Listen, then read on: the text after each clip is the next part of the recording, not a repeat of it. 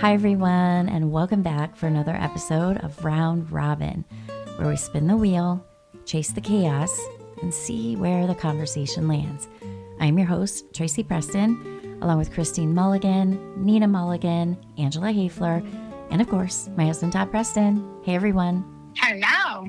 Hey dudes and dudettes. What's up? Hey, everybody. Well, all I know is it's good to be back. Yeah, welcome back, Tracy. Welcome back, everyone. Yeah. You know, I got to tell you, losing my voice, I had those weird thoughts pop into my head like, what happens if I never get my voice back? Kind of be a little fucked. That would be the end of the show. We'd get you a robot voice.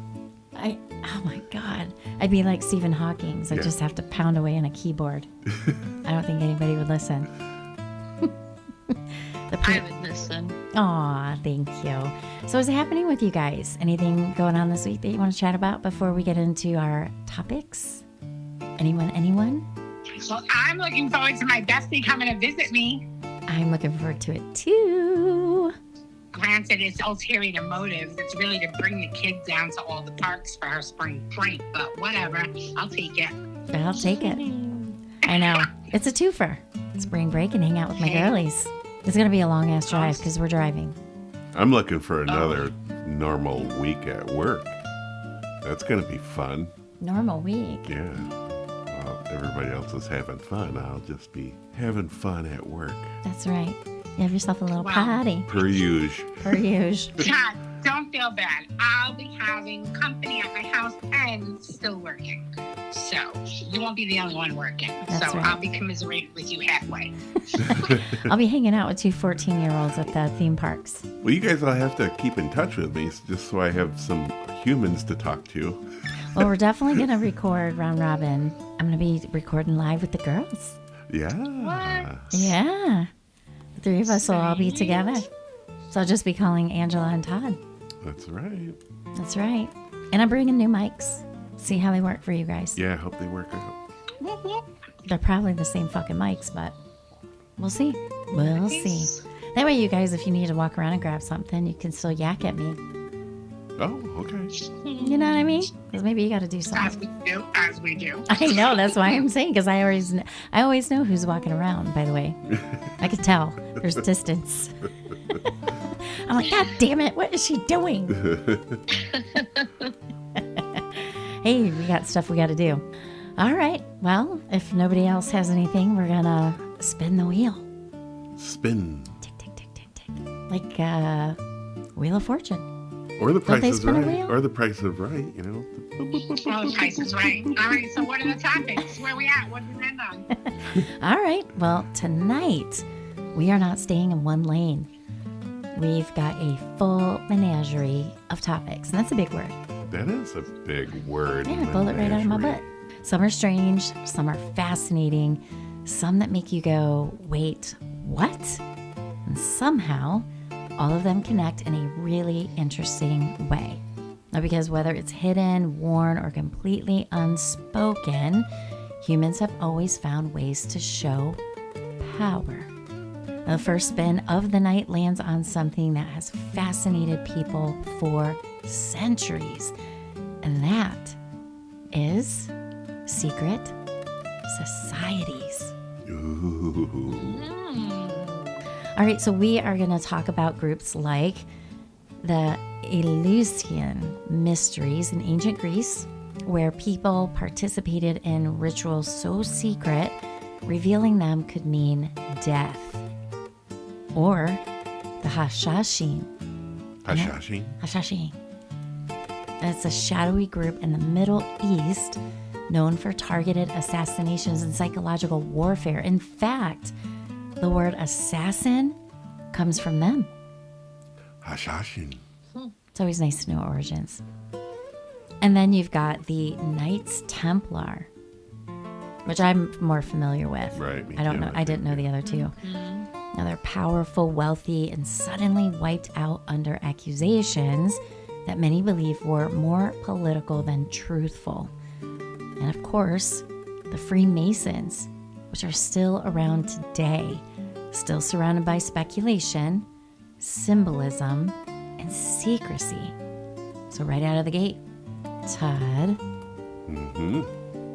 coming to you. Okay. What is your gut reaction when you hear secret society? Like, what do you think of? White people. White people with money. And power. Yes. Right. Nina, do you think these groups were about power or protection or both? Power. All power. That's it. Nothing more. That and pedophilia. Power, pedophilia, and protection. Protection of themselves. Protection of themselves. Yeah, definitely. But nothing else. Agreed. And Angela, is there anything about secret societies that fascinates you? Is it influence? Is it the secrecy of it? Or could you just like drop kick it? Don't care. It depends on which one we're talking about. The Templars, yeah, I'm fascinated by that just because of history. Other ones, not so much. Other ones, I'm cringy. Right. So wasn't it the Knights of Templar that secretly know where, what is it? The Holy Virgin Grail. Mary is? The Holy Grail. Which is the Virgin Holy Mary. Grail. The Holy Grail. Virgin Mary. It's is the not Holy the Grail, supposedly. But isn't that supposedly Mary? No. No, it's supposed to be like a term for the baby that supposedly Mary Magdalene had with Jesus. It's also referenced as the chalice at the Last Supper. It just depends on who you talk to, because there's like a billion different versions of Christianity. So I remember, I love Dan Brown. So he wrote the Da Vinci Code. Thank you. He wrote the Da Vinci Code. And I believe it was in the Da Vinci Code that they spoke about the chalice actually referring to Mary Magdalene. Yep. You think there is any truth in that? Possibly. I mean, because if you think about it, the chalice is like a symbol of the uterus, Womb. yeah. right? Yeah. I'll have to do some more research on that because I think that's interesting. Now, what would you guys do if all of a sudden you went and checked your mailbox and you had a really interesting envelope in there? Just had your name, maybe some really cool papyrus. That's what it is, papyrus. Papyrus. And it maybe even had like a wax seal. And it was an invitation to a secret society. Would you go? I absolutely would go and then blow it out of the water if I needed to. I would go, but I think I would break the first rule by telling everybody. I got a letter. Yeah, I would definitely go. But then, the first thing that comes to my mind is Eyes Wide Shut with Tom Cruise and Nicole Kidman. Did you guys ever see that wacko movie? I don't know if I did see that.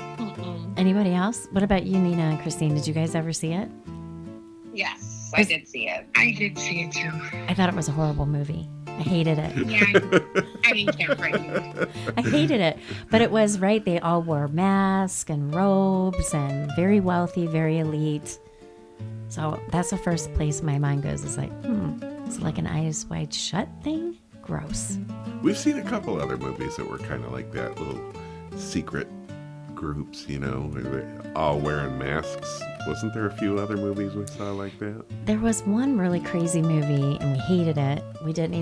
I don't even think we got halfway through it. But again, it was the very wealthy, the very powerful. And they would find people who were more normal and make them feel special. Like, oh, we're going to invite you to a party. Come to our party. And then they ended up like, they were bidding and made these people think that they were winning this grand prize. But what it really was someone in a mask who had a fantasy of murdering someone. Remember that? Yeah, yep. So it was another one of those weird elitist type society groups. Yeah. I think the elitists are just Imagine that. wacko. I don't know. All I can think about is something that my mother taught me since I can remember when. And it's like coming back to me. And I hear it in my mother's screechy, dominant voice.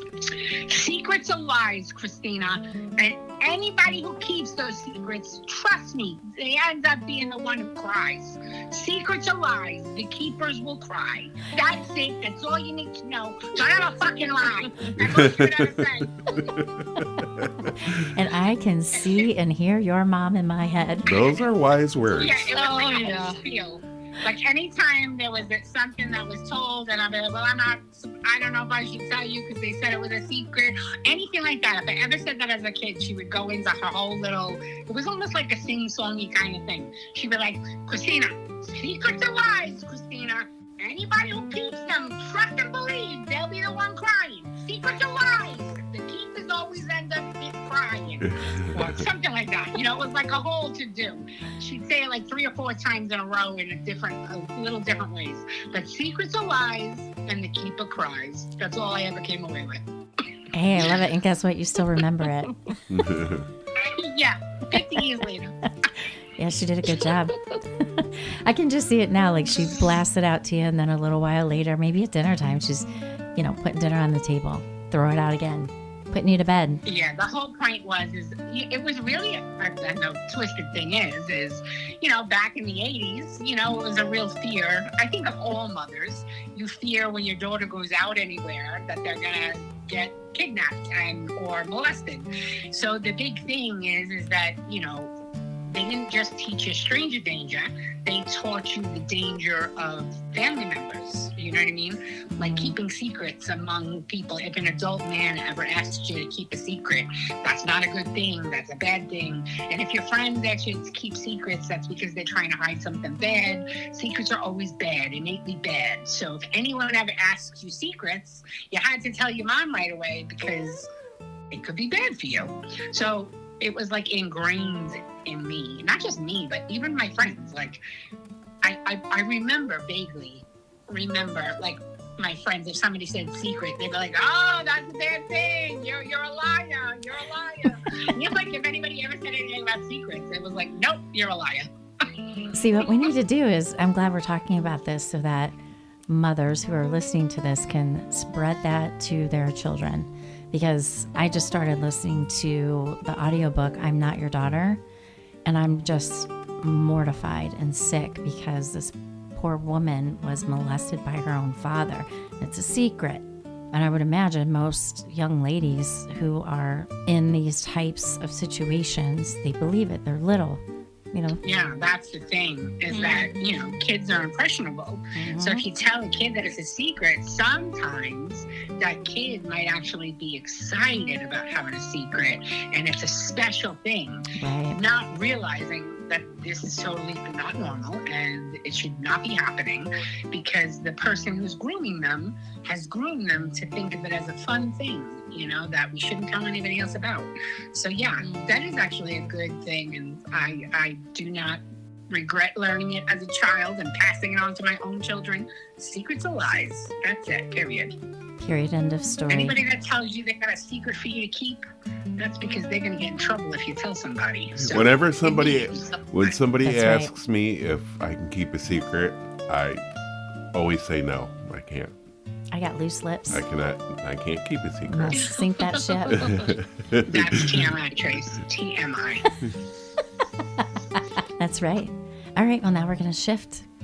So now we're heading into the Elizabethan England. And this one is wild and in a completely different way. So do you guys ever, I'm sure you have, but when you're looking through your history books and if you go to museums, you're going to see the Elizabethan art where they're wearing these ginormous collars. Like they look like tubes around their neck, white, fluffy, corrugated. Yeah. Right? Mm-hmm. So it got me thinking, well, what in the hell are those and what do they even mean? They're hickey hiders. Secrets. They're hiding secrets. Yep. Now those are called ruffs. Oh, that makes sense. Makes sense. But I had no idea what they were named or even what they were about. Now these were not just fashion. They were a statement. Now, the bigger and the more elaborate your ruff, the more wealth and status you were showing. Just like we talked about before with the bolts and bolts of Top fabric hats. and the hats and right. It's Yeah. like, if I can afford all this, it's a statement. But here's the part that I find fascinating. You couldn't move your head easily in those things. I can't imagine. That's why we put them on dogs after they get surgery. Yeah. That's right. And you had to sit absolutely upright, composed, and controlled. So fashion didn't just show power, it controlled your behavior. Like, could you imagine eating with one of those things on? I can't even wear a white shirt. How many white shirts do I own? But you know None. what? If you lost some food, it's not going to go far. It's going to hide in one of those little crevices. Yeah. Get it later. Lost in the rough. But that's not very elite to be walking around with food. Now, both men and women wore these because in that time, your clothing was your identity. So kind of like along the same lines, belonging to a club, secret society. So, Todd, should we bring the ruffs back? Sure, why not? Would you wear it? Yes.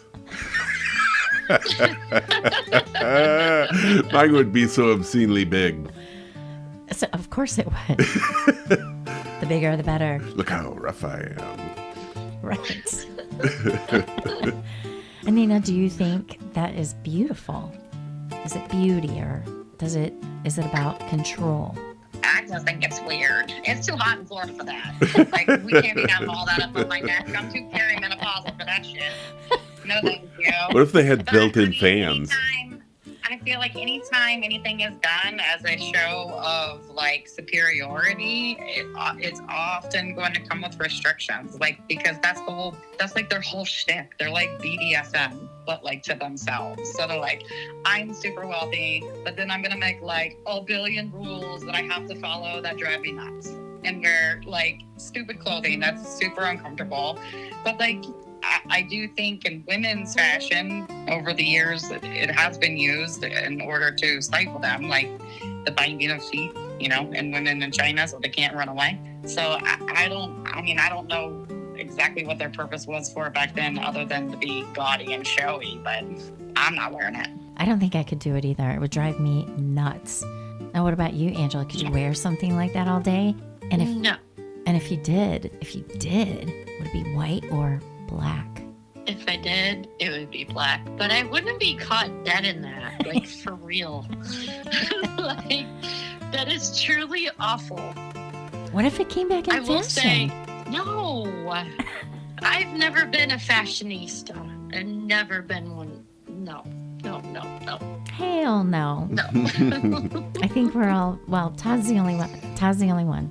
Yep, just me. Todd will wear it. I will. All right, I'm going to get you one. Really? Sure. Awesome. And you better... Pictures or it's not true. Yeah, well, Todd, you do realize you won't be able to lift yourself when you're wearing it. That's true. That's true. You can't scratch your ears neither. Mine's going to be so big I wouldn't be able to reach my ears. We're going to get you the biggest one there is. I'm looking on Amazon. That's it. Well, they're listed as lampshades. Are you looking it up? No, I'm just joking. That's what they are. You know what? Just They're upside down. for giggles, I'm going to look See if it you up. can find to one see- on Amazon. It's a ruff. Okay. 2 Fs. All right. All right, so while he's doing that, now it gets even better. Because in that time period, you couldn't just wear whatever you wanted. There were actual laws called sumptuary laws, and I never even heard of that. Oh, yeah. You can get them on Amazon. Oh, Wow. And for an affordable price. We can get one in 2 days, babe. what's the price point? Well, we're looking at anywhere between 15 and 25 for most of them. Are they like those party decorations? Oh, there's a black one. Yeah, there's a black one. Mark that. I'm going to put that in my wish Put list. that in the cart. Cart it. You're definitely going to wear it, and I'm going to take pictures of it Okay. and post it. All right. All right. What do I... Wait a second. There should be some kind of reward, though. Because I will do it. Just for the sake of doing it. Look at him. I will wear it out in Look at him public. trying to barter. Well, What are you going to give You me? already offered, dude. You offered. You can't back out. well, I'm not backing out. I'm just... You can't What put... do I get for this? Yeah. You can't make me have to give you something. No. I'm just begging for something, though. Oh my goodness. All right. We'll follow up on that. More to come. All right. So again, there were actual laws back then called sumptuary laws. And that dictated what you were allowed to wear based on your social class, like certain colors, certain fabrics, and certain styles. Oh. They were all restricted. So you couldn't impersonate being wealthy. No. In fact, they were restricted. So could you imagine getting in trouble? Like, there's a law. So if I'm dressing too well, that's out of my station. Right. What do they do? Is there like a fine? Maybe you get thrown in the, well, they didn't call it the slammer. What they call it back then? They call it like Dregs? the cell. The The cell? clink. The clink. You're getting in the, you're going to the clinker. Maybe they put them in that thing like in the middle of the town where they put it. That's what is it? A head, the stock, The gallows. No, like with the The head stockade. and the Stockade. Yeah. No, stockade. Yeah, that. Maybe they put them in that. And then people threw tomatoes at them. Oh, you want to wear something Oh, the around your rotten neck? fruit. How about You want to this? wear that? Oh, you want to wear that? Here's a tomato in your face. Yeah, see? I don't know. And cabbage. I don't know why they became Sicilian gangsters. Sorry. Oh, I've got the best visuals in my head. Bring your rotten vegetables. I honestly really am such a product of the evolution of women's lib. I really am. Because when we talk about olden times, my skin literally crawls thinking about all the rules that I would not be able to follow. I would have never survived. I would have been me both. Well, you say that Locked up in now the clink. because this is the time that you're living in. But if you were living in that time, you'd probably be able to deal with it a lot easier, just because it would be common practice, right? I don't think so. You're No. talking to someone who literally went against the grain every chance I got my whole life. Yep. Yeah. You would I- change history. I will follow the rules, but them bitches will be bent beyond recognition. That's right. None of them will be broken. We're going to bend But them hard. bending is my specialty. That's going on a 90-degree angle. Thank you. But I see your point, Ed. Like, if that's what was happening around you. Right. But I think Christine would absolutely rebel and I kick would've some been serious murdered. ass I would have been murdered every lifetime until now. to the drowning pool. I think when I think about these silly things that they used to do back then, I think to myself, gee, I wonder, could they have figured out about germs a lot faster and stop dying from like not washing their hands if they actually had cared about something rather than policing people's garments? I mean, it just seems so ridiculous. Like, what an absolute waste of time. Like, what were we doing as humanity? It just goes to show how stupid they They were. were putting dog collars on our. They were Okay. so stupid. They just walked around like morons going, okay, let's do this. And like, what were they doing? Yeah, but you know what? It's infuriating. You That know was so dumb. 100 years from now, they're going to look back on us and be like, what are these morons paying for electricity for when you could just rub your fingers together and magic electricity? You know what I mean? Like Wi-Fi electricity. Yeah. Some crazy crap that we don't know about. So, I don't know. It's 2020 hindsight, right? Right. It's easy to Monday quarterback, but Well- you can't change. They only knew what they knew. Right. Yeah, so even. Back then, everybody died when they were like 24, 25 because of infections and being dirty. Yeah. And maybe they had all these extra heavy clothes on to keep the stench in. Because you know they all stunk. You know, that reminds me of that movie, A Million Ways to Die in the West. Oh, I think we watched that. Yeah, we did. Yeah. It's like you could literally die at any moment because of all the things that were happening all the time, you know? Right. What was it? The one guy ended up dying because ice was delivered, and you're like, oh, yeah, it's a modern marvel. And then the ice falls on the guy and he's dead. Because it's like a ton. Yeah. All right, well, this one is going to take a darker turn. Plague doctors. Oh, okay. Yeah. Mm-hmm. Those long robes and the gloves and that iconic beaked mask, which they filled the beak with herbs and flowers because they believed that that's how the disease spread was through smell. And it gave them, bolstered their bravery. Like if we want to talk about the plague, right? They just stuffed all that stuff in there, and then they would walk in with all these people that were horribly ill, and they thought that protected them. Maybe it did a little bit. Ironically enough, it did actually semi-protect them because it covered it.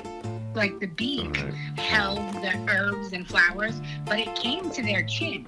So essentially they were wearing masks before masks were a thing.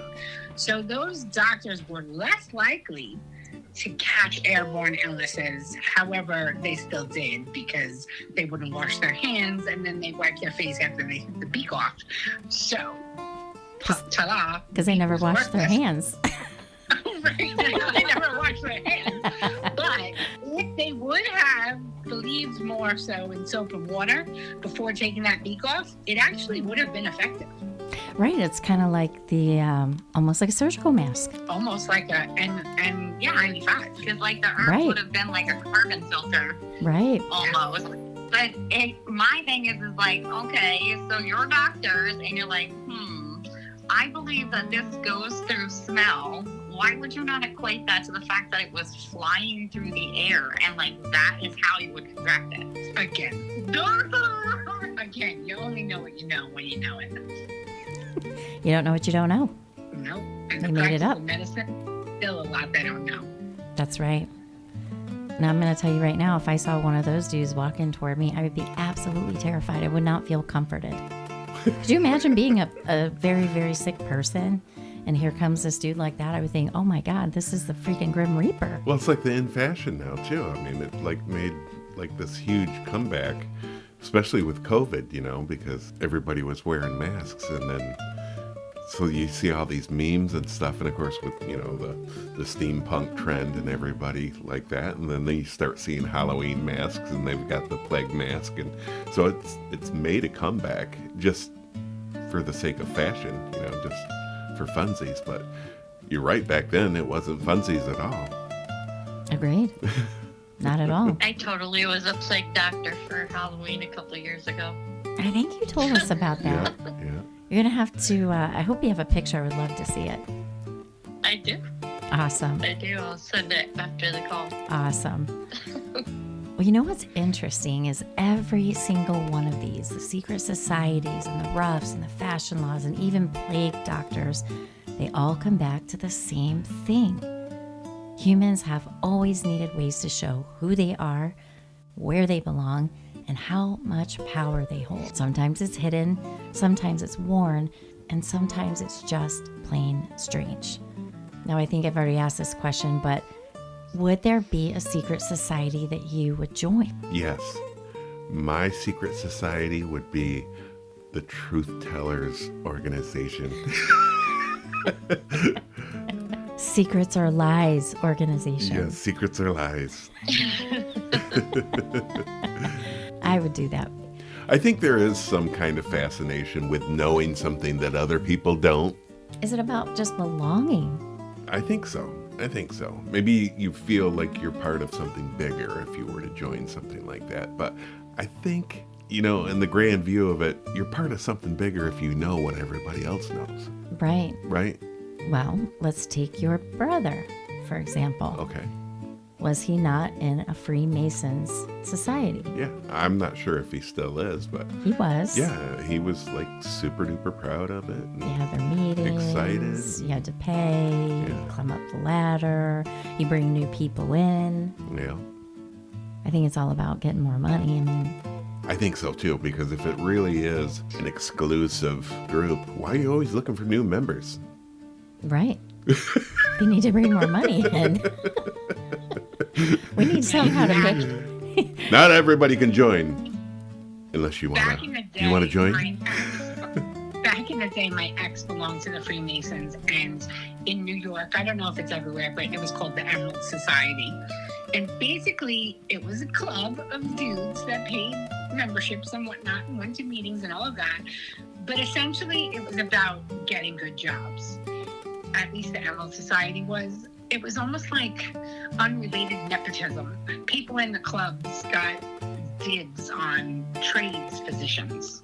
That's Do you right. know what I mean? Like Mhm. they were offered them first. So that's really what that was about. And that's a little bit shady. So you pose the question, would I ever belong to a secret society? No, because secrets are lies and it's ingrained in me deep, deep. But I love a good club. Like, I don't know. I don't have a lot of hobbies. I'm always looking for hobbies. I'm always trying new crap. But in my mind, I feel like I would have loved, I don't know, going to a board game club, or I don't know, even knitting. You know what I mean? Not that I've ever gotten into it enough to actually finish anything, but like a knitting club, or I don't know, in another world in my brain, like I would love making quilts. So like a quilting club or any kind of hobby club, Right. I'm all about. Book club. Like team sports. Yeah. Yeah, like team sports. Those are clubs, right? Right. So even when you're older, you can go to like, you know, town recreational places and join a team. That's a club. I love those kind of clubs. But secret societies, big fat no. I would, however, infiltrate them and rat them out. Yes, absolutely. That would be me. I feel like if there was a secret club of like chocolate, like, you know, Let's get down to I don't brass know, like a tacks. secret society of chocolate lovers or something. I would be a part of that. I Right. mean, it's about like the context. What if it was like you get to taste every month? You get, you know, like you're in this like speakeasy, and you go through like this like secret phone booth room, and then there's like delicious chocolate everywhere, and you just get a snack on it. Like that would be awesome. And everybody will be happy. You know what? I'm gonna start a secret club, and we're just gonna gather. And when we start talking, people want to know, well, okay, what's the club about? Well, I can't tell you. It's a secret. It's gonna be the most. It's gonna be the most quiet club ever. No, you can't say anything. You can't talk about your No, secret it's club. a secret. No. Why It's like are we Fight here? Club. Right. Yeah. The first rule about secret club: You keep it secret. we can't tell you. You keep it secret. And that's it. I'm with you. I would do a food club. I love food. Oh, yeah. Mm. Can I join your And food every club? week, everyone that's a member has to bring a new recipe. And everybody gets to try it. That sounds like a great idea. Yeah, food club. Food club. Not fight club. Food Lovers Anonymous. Food. That sounds like people got a problem with it. We need some kind of a step program. How many steps? It's going to be a 12-course program. Yes, 12 courses. That's right. And you have to rate it. Yes. And then you could even publish like a cookbook, the Secret Food Society cookbook. Oh. Oh my God, I'm whipping out ideas here. I'm in. All right, well, guess what, you guys? Before we go into our round robin, I've decided to add a new segment to the show. Oh. We're going to do this every show. Is it a secret? It's not a secret because I'm going to tell everybody. We as a team, we are going to take a moment to recognize one woman every week who changed the world. And it's not always going to be the names everybody knows, like Amelia Earhart. Yes, of course, we know she changed the world, but we're not talking about her. We are going to talk about all the women that many don't know. They were pivotal. Okay. So that's what we're going to do. All right. All right? But the ones whose impact still shapes the world we live in today. So tonight, we are honoring Alice Ball. Ball, B-A-L. B-A-L-L. Okay. Like the canning thing, Ball. Okay. Does anybody on this call know who Alice Ball is? Is she the lady from the ball jars? Just a yes or no. No. No, okay. A yes or no. Has anyone heard of Alice Ball? No. I haven't either, but I do know. Okay. Anybody else? Anybody else ever hear of this lady? Sounds familiar, but no, not offhand. Okay. Well, I'm cheating because Don't I'm you in the look it up. medical field. Oh, that's But right. She was a chemist. You be And she, do you not want me to tell you what she did? I just wanted you to tell me whether you've heard of her or not, because I have a little spiel. You can tell me what she did. Why don't you go ahead? You just listen here. You tell me what she did. Go ahead. Well, she was a scientist. She was a chemist. And she came up with successful treatments for diseases, leprosy. That's right. Did you look that up? No, ma'am. Okay. And I'm going to say I'm always impressed because there's always shit that I'm thinking, what? How does she? So you were right. Well, I went to a lot of years of school, so I have a lot of useless information in my brain. And you didn't kick it out, which is awesome because my brain can only take so much and I start pushing it out the other side. All right, so let's go into a little bit more. So in the early 1900s, there was a disease called leprosy. And it didn't just cause physical suffering, it also caused isolation, right? Stay away from the person with leprosy. So patients were often removed from society, they were sent away, and sadly, they were forgotten. A horrible, horrible way to live your life. Now, here's the crazy part. At just 23 years old, Alice Ball developed a way to make shalmugra oil. I've never heard of that before. And it's a treatment that had failed for years. Shalmugra oil was an early treatment for leprosy made from the seeds of a tree found in Southeast Asia. Doctors have been trying to use it for years, but there was a problem or two. It was thick, sticky, and incredibly hard for the body to absorb it. In my mind, I just keep seeing like sap. Yeah. That's how I see it. Now, patients were often forced to swallow it, which caused severe nausea, or they would endure painful injections that formed lumps under the skin and they didn't actually work. So the injections didn't work. So despite its potential, it just kept failing. So what Alice Ball did was revolutionary. She chemically modified the oil so it could be injected and properly absorbed into the bloodstream. And for the first time, the treatment actually worked. And for the first time, patients began to improve. And here's the crazy bit. She did that at 23, but she died at 24 years old. And I don't know why. What? Yeah, and they didn't end up using it and giving her credit for it until years after she died. That's right. That's right. Now listen to this. And I know you, of all people, and Nina, and me, all women on this call, even Todd, we are not going to be surprised when we hear that a man named Arthur L. Dean, he had picked up and continued her work after her death in 1916. He didn't outright steal her work, but when he published it, he published her work without properly crediting her. Anybody surprised? Not surprised.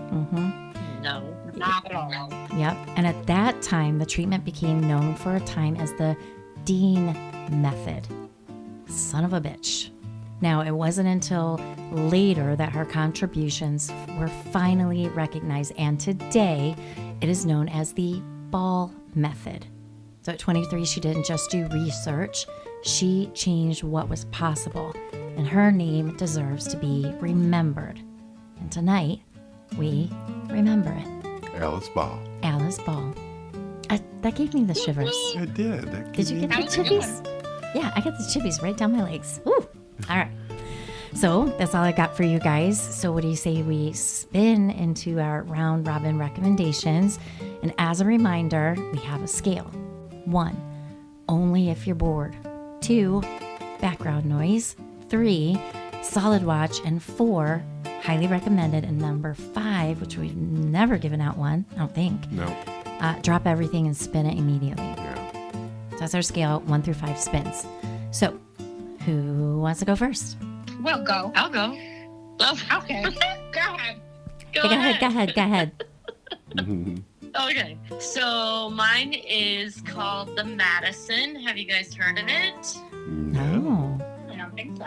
It is a series, and it is on Paramount Plus. It's a drama series from Taylor Sheridan, which I absolutely love him. Does like Yellowstone and a bunch more. Anyways, it's Michelle Pfeiffer and Kurt Russell. They're a wealthy New York family. They are kind of drawn to Montana after a tragedy. I'm not going to say what it is, but oh my God, when I tell you that this show, there's 6 episodes right now. The second season they've already done it. We are on episode 5, and it is an emotional roller coaster. There is not one single episode that I have had my eyes dry. And I highly recommend it. Like, it's so good. So how many spins you How many use? spins? So good. I'm going to do a 4, but I really want to do a 5 because it's really that fucking good. What about a 4.5? It's so good. You could do a Hell yeah, 4.5. We'll do that. Okay. So drop everything and spin it immediately. So good. All right. And so as long as people don't mind crying. I like crying. I don't mind. Well, It means they did a good job. I don't. I mean, It's I mind, but I so can't help it. Yeah. It's not what we expected. I will say that. We did not expect what happened to happen. And it's mind-blowing. And it's just, it's so good. All right. So that's So good. that's on Paramount Plus. What was the name of it again? The Madison. The Madison. The Madison. We gotta write that down. Mhm. Okay. You always have some good recommendations. We've all kind of watched some of them. Yeah. All right. Christina, Nina, what do you got? All right. Well, we got something right up the alley of all of our listeners because it is a series dedicated to finding a serial killer. Oh, you know so I'm in. Basically, I'm gonna say it's a 3.5. Only because not everybody loves it. Our audience will probably like it. It'll be a solid 4. But 3.5 overall, only because it gives me Bones vibes, like the TV show Bones. Yep. You know, mortuary scientist. What are they? What are they called? Criminal investigator. You know, the Medical examiner. Medical examiner. There you go. You know, the whole medical examiner, like being the main lead in the show, and I don't know. It gives off Bones vibes. However, it is a star-studded cast. It stars Nicole Kidman as Dr. Kay Scarpetta. The show is named Scarpetta, with Nicole Kidman as the lead medical investigator. And then there Jamie Lee Curtis is in it. And then you got Bobby Cannavale. He's a long-term kind of B-level actor that's in a lot of things. So if you know him, usually you love him because he's just that kind of actor. But even better, has his son in it as the earlier him. You know, it's one of those shows where it goes back from past to present a lot. Mm-hmm. Because during the show, basically, and it's a series, so I think we're only on like episode 3 so far. You can watch it on Prime, and it's, you know, installments, every weekly installments. So you could either watch it as we are, as they come out, catch up, and then watch them as they come out, or you can wait till the end of the season and binge watch over the weekend. But yeah, it's really good. So the premise is the back and forth with the present to past and past to present, kind of skipping around. Basically, there's a serial killer that Nicole Kidman, aka Dr. Kay Scarpetta, made her career on in the first go around when she ran into this serial killer back then, you know, when she first started out as a medical examiner. And now something's coming up where it looks like it's the same serial killer. So it might be her undoing if she solves it this time, because that means the first time making her career on this, she was actually wrong. So it remains to be seen where that's going. So I don't know where that's going yet, but it's a show with a bonesy vibe, and it's got heavy hitters in it, like Nicole Kidman and Jamie Lee Curtis. And Jamie Lee Curtis is fantastic. Yeah. Like, I'm loving her in this. It's like a side of her I don't think anybody's ever seen. Like, I haven't seen her do a character quite like this before. I love her. Yeah. What's another one where she's been like a bipolar, manic depressive personality that dresses I mean, with her tatas hanging out? Freaky Friday. Also, Knives Out. She was kind of Yeah, and unhinged on that one. And you're Yeah, right. she's like very free spirited, fuck it kind of attitude with everything. Right. Yeah, that's like her brand, I think. That you haven't watched enough Jamie Lee Curtis. You need to catch up. Yeah. What? Right. I feel like in other movies she's still sophisticated but quirky, not trampy. And this one she's being sort of trampy. Yeah, I guess. I don't feel A little like bit I've more seen crazy. her be trampy and act like this character acts. I feel like it's on brand for her, but yeah, it's a little bit over the top, a little bit more bipolar, a little bit more boy crazy or man crazy, however you say that when you're mature. I don't know. Yeah. No, Todd and I actually did It's a start good this. watch. Yeah, Todd and I did start this, and I wanted to watch it when I was traveling last week, but I'm like, no, we got to watch it together because I agree. It's really good. I think we got through the first. Did we get to the second episode? We got the second episode, yeah. Yeah. So we're definitely going to dive back into that. So I will also jump onto your rating. It's a good one. Yeah. So we have two. So one is Death by Lightning. This is streaming on Netflix right now. And this one's really interesting because it's based on real history. And it was released in 2025. It's a limited series. There's only 4 episodes, so you can blast through this shit. You can binge it in one night. Yeah, and I don't think the episodes are like really long. They're not really Yeah. long, 30 minutes-ish. And it tells the story of President James A. Garfield and the man who assassinated him. To be honest, I didn't know anything about Garfield. And Yeah, I didn't know he was assassinated either. Yeah. What was he, like 3 months 3 into months in. 3 months into his presidency? 3 months in, and he was assassinated. Yeah. It's nuts. Now, the lead performances are incredible. You've got Michael Shannon as President Garfield. I love this guy. He's in a ton of movies. Matthew McFadden as his assassination. He was in Succession. Yeah. He was married to the red-haired daughter of the wealthy, powerful guy. And the dynamic between these guys is really intense. And it's one of those shows where you know the outcome. Well, you do now, because we told you he was assassinated. But the way it unfolds keeps you completely hooked. Right. And as I was watching it, has anybody seen Drunk History? Yeah, that's funny. Okay, so this whole story, this series is much like that because you're seeing people as they're being real people. So it's kind of funny to the point where it's like, it's ridiculous. It's ridiculous the way they act. But it's more truthful. And it's almost from the same aspect as Drunk History without drunks portraying the people. Right, actors portraying Yeah. the drunk politicians. Yeah. So it's entertaining in that sense as well. It's really good, and I'm not going to spoil it, but if you watch it, you're going to find out how he became elected president. Yeah. It's unlike anything I've ever seen or heard of. I would give it a 4 spins. What do you think? I give it a 4 spins, definitely. Yeah, for sure. And then our other one, real quick, is Ripley. This is also streaming on Netflix, and this has a super different vibe. I don't know if you guys ever remember, back in 1999, there's a film called The Talented Mr. Ripley with Matt Damon. Did you guys ever see that? Okay, so, okay, this one blows that out of the water. Now, that was just a movie. This is, I think it has 8 episodes. So if I didn't say it, I'm going to say it again.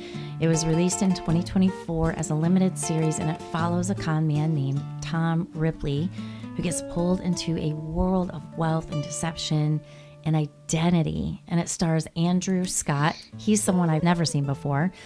He's the lead role. Dakota Fanning is in it. She plays the kind of girlfriend of this extremely wealthy young man. And Johnny Flynn. So he plays Mr. Greenleaf.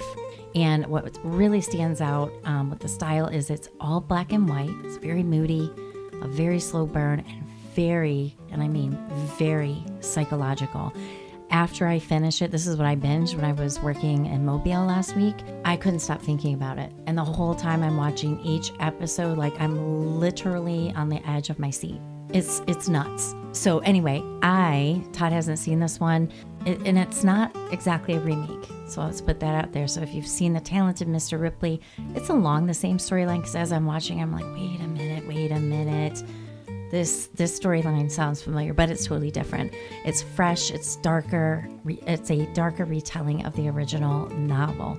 I'm giving Ripley a 4.5 spins. It's that good. No. Okay. especially if you like psychological drama. And there's murder, like a lot. But you know I love that. All right. Well, that's all I've got for you guys. So the beauty of Round Robin is we start in one place, we spin into something completely unexpected, and somehow it all connects in the end. So if you're enjoying our show, please like, share, subscribe, comment, and give us a 5-star rating. This is really important, you guys, in growing our show, and we would really appreciate it. So thank you all for listening, as always, and we will see you all back on Friday for F-Bomb. Have a great week, everyone. Wash your hands. Bye. Bye. Adios. Bye. Secrets or lies. Adios, amigos.